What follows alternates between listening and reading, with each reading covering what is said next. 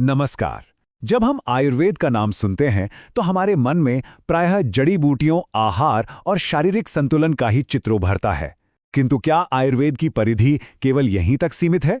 आज हम आयुर्वेद के एक ऐसे गहन एवं रहस्यमय आयाम का अन्वेषण करेंगे जो आधुनिक विज्ञान की सीमाओं से भी परे है। दैव्ययापाश्रय चिकित्सा ये केवल एक उपचार पद्धति नहीं, अपितु एक ऐसा गहन दर्शन है जो हमारे कर्म, आत्मा और स्वास्थ्य के अदृश्य सूत्रों को एक साथ पिरोता है।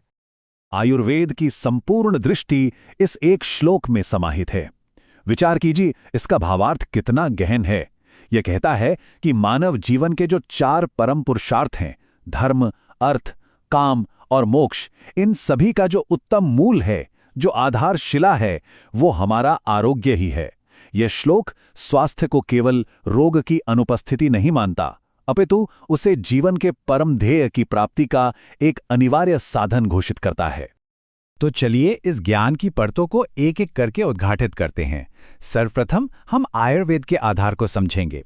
तत्पश्चात यह जानेंगे कि चिकित्सा शब्द का वास्तविक अर्थ क्या है और इसके कितने प्रकार हैं। इसके उपरांत हम दैव्यव्यापाश्रय के उस रहस्य को समझेंगे जो कर्म और रोग को संयुक्त करता है, और इसकी विधियों का अवलोकन करेंगे। और अंत में हम यह प्रश्न प्रस्तुत करेंगे कि क्या आज के इस विश्व में इस प्राचीन ज्ञान हेतु कोई स्थान है? किसी भी विषय को समझने के लिए उसकी नींव को जानना नितांत आवश्यक है, और आयुर्वेद की नींव किसी सामान्य चिकित्सा पद्धति जैसी नहीं है। इसकी जड़ें भारत की आध्यात्मिक और दार्शनिक परंपरा में इतनी गहरी हैं कि इसे विज्ञान से भी परे एक उच्च स्थान दिया गया है। ये तथ्य अत्यंत महत्वपूर्ण है। आयुर्वेद को अथर्ववेद का उपवेद तो कहा ही गया है, परंतु महर्षि काश्यप ने इसे पंचम वेद की गरिमामयी संज्ञा प्रदान की। वेद का अर्थ है वह ज्ञान जो अपौरुषेय है, अर्थात जिसकी रचना किसी मनुष्य ने नहीं की। यह सम्मान इस बात का द्योतक है कि आयुर्वेद को केवल एक चिकित्सा विज्ञान नहीं, अपितु मानवता के कल्याण हेतु अवतरित एक पवित्र एवं सार्वभौमिक ज्ञान माना गया, जिसका लक्ष्य केवल शरीर नहीं, अपितु संपूर्ण जीवन को स्वस्थ बनाना है। अब हम इस विश्लेषण के केंद्र बिंदु में प्रवेश करते हैं, चिकित्सा। हम यह शब्द नित्य सुनते हैं, पर आयुर्वेद की दृष्टि में इसका वास्तविक अर्थ क्या है? इसका अंतिम लक्ष्य क्या है? क्या यह केवल औषधि देना है अथवा इससे भी कहीं अधिक है? इस शब्द के मूल में ही इसका संपूर्ण दर्शन निहित है। कित रोगापनयने, अर्थात रोग का समूल अपनयन करना, उसे जड़ से उखाड़ फेंकना। यह ठीक वैसा ही है जैसे किसी अवांछित पौधे को ऊपर से काटने की अपेक्षा उसे मूल सहित निकाल देना। आयुर्वेद लक्षणों का शमन करने में विश्वास नहीं करता, अपितु वह उस मूल कारण का अन्वेषण कर उसे नष्ट करने पर ध्यान केंद्रित करता है, जहां से व्याधि का अंकुरण हुआ है। और यहीं आयुर्वेद का दृष्टिकोण वास्तव में क्रांतिकारी हो जाता है। चिकित्सा का परम लक्ष्य रोग का नाश मात्र नहीं है, क्योंकि रोग तो केवल एक बाह्य लक्षण है। वास्तविक ध्येय है शरीर की उन 3 मूल ऊर्जाओं, वात, पित्त और कफ की प्राकृतिक साम्यावस्था को पुनः स्थापित करना। जब ये तीनों दोष अपनी प्राकृतिक अवस्था में होते हैं, तब शरीर में स्वयं को स्वस्थ रखने की अद्भुत शक्ति उत्पन्न होती है। यही सच्ची आरोग्यता है। रोग का मिट जाना तो इसका एक स्वाभाविक परिणाम मात्र है। आचार्य सुश्रुत द्वारा दी गई स्वास्थ्य की यह परिभाषा सहस्रों वर्षों के उपरांत भी किसी भी आधुनिक परिभाषा से कहीं अधिक संपूर्ण एवं व्यापक है। इसमें केवल शारीरिक संतुलन की बात नहीं है। सबसे महत्वपूर्ण अंश है प्रसन्नात्मेंद्रिय मनाह, अर्थात जिसकी आत्मा, इंद्रियां और मन तीनों प्रसन्न हो, वही वास्तव में स्वस्थ है। यह परिभाषा स्वास्थ्य को शरीर की सीमाओं से निकालकर चेतना के स्तर तक ले जाती है। यह शारीरिक, मानसिक और आध्यात्मिक कल्याण का एक अद्भुत संगम है। आयुर्वेद की एक और महानता उसके सुव्यवस्थित दृष्टिकोण में है। इसने प्रत्येक विषय का अत्यंत सूक्ष्मता से वर्गीकरण किया है। इसी प्रकार उपचार अर्थात चिकित्सा को भी उसके मूल आधार और प्रयोग के अनुसार विभिन्न श्रेणियों में रखा गया है, जिससे सही कारण के लिए सही उपाय का चयन किया जा सके। चिकित्सा के वर्गीकरण की यह यात्रा अत्यंत रोचक है। वैदिक काल में हमें आथर्वणी और आंगिरसी जैसी पद्धतियों का उल्लेख मिलता है, जो मुख्यतः मंत्रों, प्रार्थनाओं और प्राकृतिक शक्तियों पर आधारित थीं।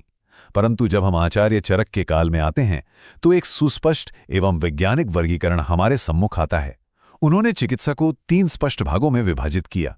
प्रथम, दैव्य व्यापाश्रय, जो कर्म और आध्यात्मिक शक्तियों पर आधारित है। द्वितीय, युक्ति व्यापाश्रय, जो तर्क, योजना और औषधि पर आधारित है, जिसे आज हम प्रमुखता आयुर्वेद के रूप में जानते हैं। और तृतीय, सत्वावजय, जो मन के निग्रह की अद्भुत चिकित्सा है। यद्यपि आज युक्ति व्यापाश्रय सर्वाधिक प्रचलित है, परंतु आयुर्वेद इन तीनों को ही संपूर्ण चिकित्सा का अंग मानता है। यह सारणी इन तीनों के भेद को अत्यंत सुंदरता से स्पष्ट करती है। दैव्य व्यापाश्रय उन कारणों पर कार्य करती है जो हमारी वर्तमान बुद्धि से परे हैं, अर्थात पूर्व जन्म के कर्म। अतः इसके उपाय भी आध्यात्मिक हैं, मंत्र, मणि, अनुष्ठान। दूसरी ओर युक्ति व्यापाश्रय पूर्णतः तर्क और कारण कार्य संबंध पर आधारित है। यहाँ व्याधि का निदान कर आहार, विहार और औषधियों की एक तार्किक योजना बनाई जाती है। और तृतीय, सत्वावजय, यह मानता है कि अनेक रोगों का मूल हमारा अनियंत्रित मन है। अतः इसकी चिकित्सा है मन को ही साध लेना, उसे अहितकर विषयों से विमुख करना। ये तीन स्तंभ मिलकर ही आयुर्वेद के समग्र उपचार को पूर्णता प्रदान करते हैं। अब हम अपनी इस ज्ञान यात्रा के उस केंद्रीय बिंदु पर पहुंचते हैं जिसके लिए ये समस्त भूमिका तैयार की गई। आखिर क्या है ये रहस्यमयी दैव्यपाश्रय चिकित्सा? इसका वो कौन सा दार्शनिक आधार है जो इसे इतना अद्वितीय बनाता है? दैव्यपाश्रय का संपूर्ण रहस्य दैव शब्द में ही निहित है। सामान्यतः हम दैव या भाग्य को कोई बाह्य अज्ञात शक्ति मान लेते हैं, परंतु आयुर्वेद इसे अत्यंत स्पष्ट रूप से परिभाषित करता है पूर्वजन्म कृतम कर्म, अर्थात पूर्व जन्म में स्वयं हमारे द्वारा किए गए कर्मों का संचित फल। यह कोई अंधा विधान नहीं, अपितु हमारे अपने ही कर्मों की प्रतिध्वनि है जो इस जीवन में सुनाई दे रही है। यही इस चिकित्सा का मूल सिद्धांत है। तो इस चिकित्सा का प्रयोग कहाँ होता है? यह उन व्याधियों के लिए है जहां चिकित्सक समस्त परीक्षण कर लेते हैं, परंतु रोग का कोई स्पष्ट भौतिक कारण प्राप्त नहीं होता। आयुर्वेद का मानना है कि ऐसे रोग उस बीज के समान हैं जो किसी पूर्व जन्म में बोया गया था और अब बिना किसी वर्तमान कारण के इस जीवन में एक वृक्ष के रूप में प्रकट हो गया है। इन्हीं को दैवकृत अर्थात कर्मजनित व्याधियां कहा गया है। और यहीं सबसे बड़ी भ्रांति उत्पन्न होती है। एक आधुनिक मन इसे तत्काल अंधविश्वास या जादू टोना कहकर अस्वीकार कर सकता है, किंतु यह एक वृहत भ्रम है। आयुर्वेदिक सिद्धांत के अनुसार यह कर्म के एक सुव्यवस्थित और सार्वभौमिक नियम पर आधारित है। जैसे गुरुत्वाकर्षण का नियम एक भौतिक नियम है, ठीक उसी प्रकार कर्म को एक आध्यात्मिक और नैतिक नियम माना गया है। यह चिकित्सा इस सिद्धांत पर आधारित है कि यदि कर्म फल दे सकता है तो विशेष आध्यात्मिक उपायों द्वारा उन कर्म फलों के प्रभाव को परिवर्तित अथवा शांत भी किया जा सकता है। तो ये एक स्वाभाविक जिज्ञासा उत्पन्न होती है कि यदि रोग का कारण कर्म है तो उसका उपचार कैसे संभव है? इस कर्म आधारित चिकित्सा को व्यवहार में कैसे लाया जाता है? आचार्य चरक ने इसकी विधियों का अत्यंत व्यवस्थित वर्णन किया है। ये इस चिकित्सा के प्रमुख उपकरण हैं। प्रत्येक विधि के पीछे एक गहन विज्ञान है। मंत्र ये केवल शब्द नहीं, अपितु विशिष्ट ध्वनि कंपन हैं जिनका उपयोग नकारात्मक कर्म ऊर्जा को शांत करने हेतु किया जाता है। मणिधारण रत्नों को ग्रहों की ऊर्जाओं का घनीभूत स्वरूप माना जाता है, जिन्हें धारण करके ग्रहों के अशुभ प्रभावों को संतुलित किया जाता है। होम अथवा यज्ञ अग्नि के माध्यम से देवों को आहुति देकर ब्रह्मांडी शक्तियों से अनुग्रह की प्रार्थना की जाती है। इसी प्रकार प्रायश्चित, उपवास और दान जैसे कर्मों से पूर्वकृत ऋणों को चुकाने का प्रयास किया जाता है। यह कोई अंधानुकरण नहीं, अपितु एक बहुआयामी एवं सुविचारित प्रक्रिया है। यह सुनकर मन में प्रश्न उठता है, तो क्या प्रत्येक सामान्य ज्वर के लिए यज्ञ किया जाता था, अथवा इस गहन चिकित्सा का प्रयोग कुछ विशिष्ट प्रकार की व्याधियों के लिए ही होता था? प्राचीन संहिताओं में इसका उत्तर पूर्णतः स्पष्ट है। इस चिकित्सा का प्रयोग मुख्यतः उन रोगों हेतु होता था जिनका कारण बुद्धि से परे, बाह्य अथवा अदृश्य माना जाता था, जैसे आगंतुक ज्वर, ऐसा ज्वर जिसका कोई शारीरिक कारण न मिले और जिसे किसी नकारात्मक ऊर्जा या अभिशाप का परिणाम माना जाए।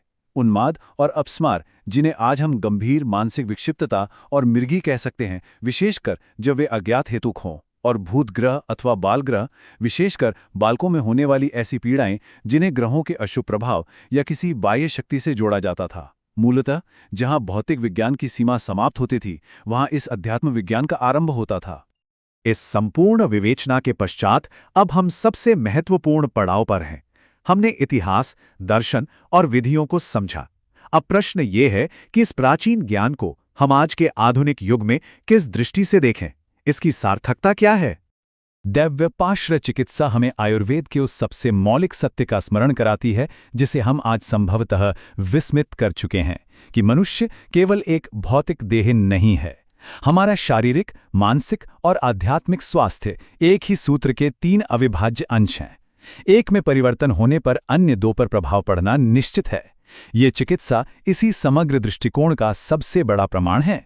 यह हमें बताती है कि सच्चा उपचार केवल शरीर का नहीं अपितु संपूर्ण अस्तित्व का होना चाहिए। और अंत में ये हमें एक वृहत प्रश्न के साथ छोड़ जाता है। आज का विज्ञान मन शरीर संबंध की बात तो करने लगा है, परंतु आत्मा और कर्म का आयाम अभी भी उसकी परिधि से बहुत दूर है। तो क्या आज के इस विश्व में, जहां हम प्रत्येक वस्तु को भौतिक कसौटी पर ही परखते हैं, उपचार के इन गहन आध्यात्मिक आयामों हेतु कोई स्थान है? क्या हम स्वास्थ्य की इस संपूर्ण दृष्टि को पुनः अपना सकते हैं? इसका उत्तर हम सभी को मिलकर खोजना होगा। नमस्कार।